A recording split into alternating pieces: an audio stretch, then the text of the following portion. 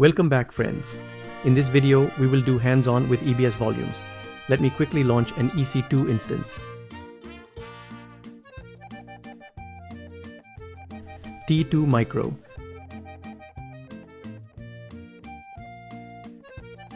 Proceed without key pair.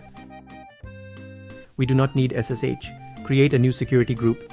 Check Allow HTTP from the internet. Click on Advanced Details. Rest. All default is fine. Now let's look into EBS volume attached to this EC2 instance. Click on the instance. Click on the Storage tab. You can notice that there is a root device attached to this EC2 instance, which is an EBS volume of 8 GB.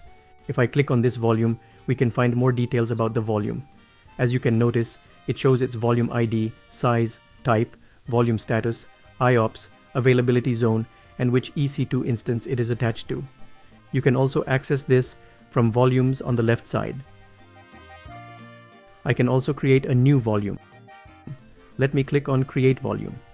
For volume type, we have different options here.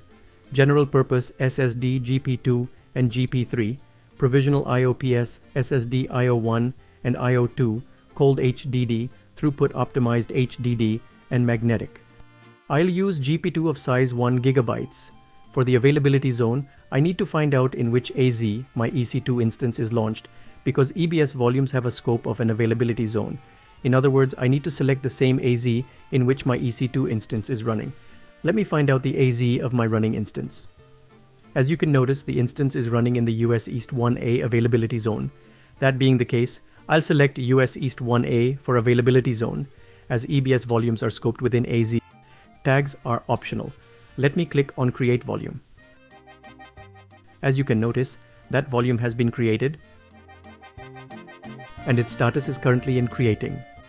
Soon, it should be completed. Let me refresh it. Now it is available. Currently, it is not attached to any instance. Let's attach this EBS volume to the running EC2 instance. Let me go to Action and click on Attach Volume. Here I need to select the instance. The EC2 instance, this EBS volume is going to be attached. Let me select the EC2 instance. Currently, there is only one, and this is the one to which I'm going to attach this EBS volume. Click on Attach Volume. Now let me go to the EC2 instance and click on the Storage tab. As you can notice, two EBS volumes are attached to this EC2 instance. One is of 8 GB and the other is of 1 GB. Now let me create another volume. But I'll create this volume not in the US East 1A availability zone, where my instance is running. I'll create this volume in US East 1B. Volume type and all others are the same. Only I need to select US East 1B. Let me click on Create Volume. So now we have 3 EBS volumes. Right now, it is creating. Let me refresh the page. Now it is available. Let me try to attach this to the running EC2 instance. I'll go to Action and click on Attach Volume.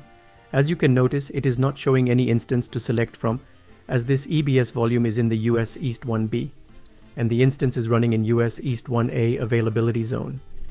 The key point to remember is that EBS volumes have scope to AZ. You cannot attach EBS volume to an EC2 instance running in a different AZ. It can only be attached to the instance running in the same AZ. Let me show you how to delete an EBS volume. If I click on Delete, now the volume has been deleted. I cannot delete a volume that is attached to an EC2 instance. Let me show you.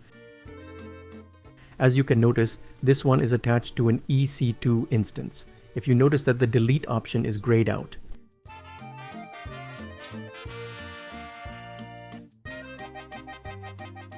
As you can realize, on cloud platforms, it's very easy to provision volumes and delete volumes in just a matter of seconds. Let's see one other important point. Right now, there are 2 EBS volumes are attached. What will happen to these EBS volumes when I terminate the EC2 instance? Go to the instance, click on the Storage tab. If you notice that the root volume delete on terminate is set to yes, it means that once the instance is terminated, this volume will be removed. However, for the other EBS volume, delete on termination is no. This means if the EC2 instance is terminated, this EBS volume will not be deleted. How do you know how delete on termination was set to yes? Let me show you. Launch an EC2 instance, scroll down, and click on storage. As you can notice that delete on termination is default set to yes. Let's go and terminate the EC2 instance.